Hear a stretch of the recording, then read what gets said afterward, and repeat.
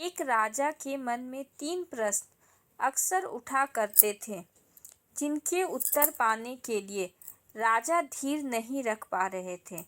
इसलिए उसने अपने राजमंत्री से परामर्श किया और अपने सभा सदस्यों की एक बैठक बुलाई। राजा ने उस सभा में जो अपने तीनों प्रश्न सबके सम्मुख रखे, वे थे। पहला प्रश्न, सबसे महत्वपूर्ण कार्य क्या होता है? दूसरा प्रश्न था, परामर्श के लिए सबसे महत्वपूर्ण व्यक्ति कौन होता है? तीसरा प्रश्न, किसी भी निश्चित कार्य को करने का महत्वपूर्ण समय कौन सा होता है? कोई भी राजा के प्रश्नों का संतोषजनक उत्तर न दे पाया, लेकिन उस सभा में राजा को एक ऐसे सन्यासी के बारे में पता चला जो सुदूर जंगल में एक कुटिया में रहते थे और सबकी जिज्ञासा का समाधान करने में समर्थ थे। राजा भी साधारण वेश में अपने कुछ सैनिकों एवं गुप्तचरों को साथ लेकर चल दिए उस सन्यासी के दर्शन के लिए। दिल में एक ही आस था कि उन्हें अपने प्रश्नों के उत्तर अवश्य ही मिल जाएंगे। जब वे सब सन्यासी की कुटिया के समीप पहुंचे तो राजा ने अपने सैनिकों एवं गुप्तचरों को कुटिया से दूर रहने का आदेश दिया और स्वयं अकेले ही आगे बढ़ने लगे। राजा ने देखा कि अपनी कुटिया के समीप ही सन्यासी खेत में कुदाल चला रहे थे।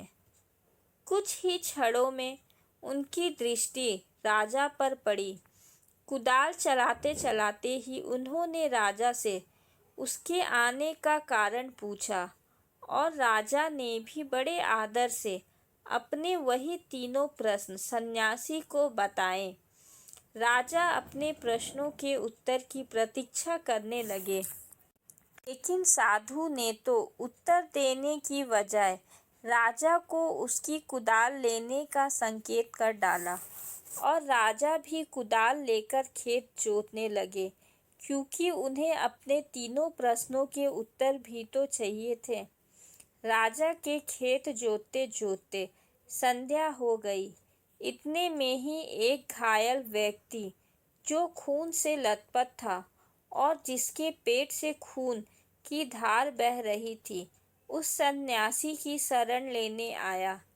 अब सन्यासी एवं राजा दोनों ने मिलकर उस घायल की मरहम पट्टी की। दर्द से कुछ राहत मिली तो घायल सो गया।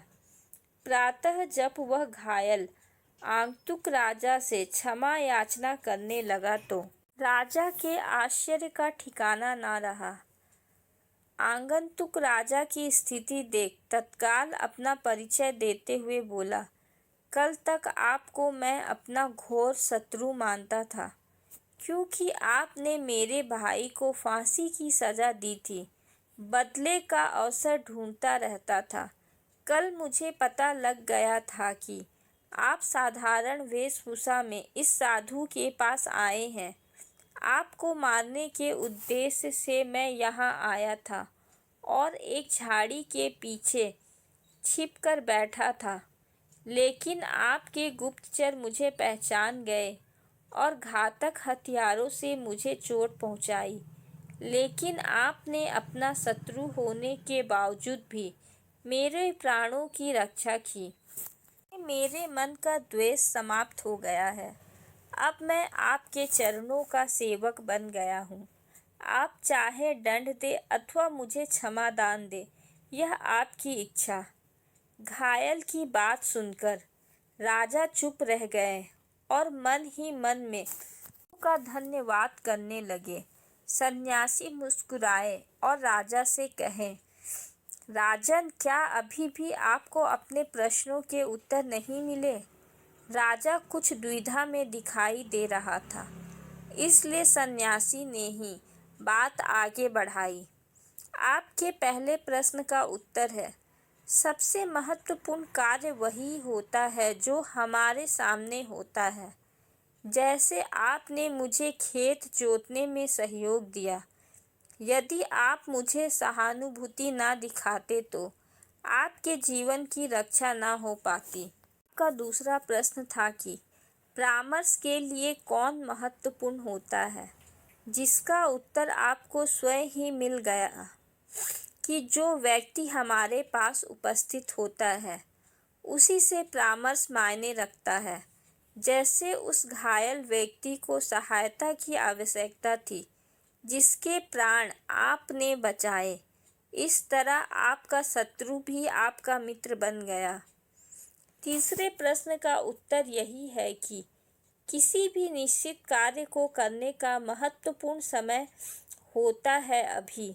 यह कहानी हमें सावधान करती है कि वर्तमान के महत्व को कभी नहीं भूलना चाहिए। भविष्य की चिंता में वर्तमान यदि बिगड़ गया तो हम हाथ ही मलते रह जाएंगे। कार्य को मन से करना अथवा समय का सदुपयोग ही केवल उज्जवल भविष्य की संभावनाओं की नींव होती है।